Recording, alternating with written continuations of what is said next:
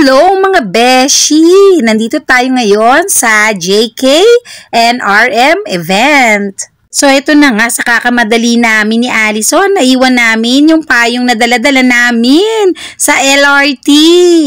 Ayan nga, at malungkot na malungkot si Allison. Akala kasi niya hindi kami nakaabot sa first 100. Mabuti na lang kahit maraming aberyang nangyari sa amin, nakaabot pa rin kami sa first 100.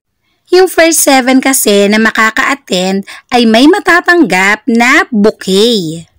Yung bouquet nga pala guys, instead of flowers, ang mga nakalagay doon ay mga limited edition na photo cards. Kaya marami talagang nagpunta ng super aga. Mabuti na lang at nakasama kami sa first 100. Bubunot nga pala dyan ng free souvenir yung mga first 100.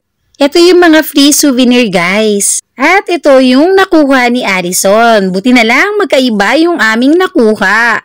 Biglang napawi yung lungkot sa mga mata ni Allison kanina. Sino ba naman ang hindi malulungkot? Ang aga-aga niya nagising. Pagkatapos, pagdating namin ng MRT, naiwanan ko yung dala-dala kong 2 payong.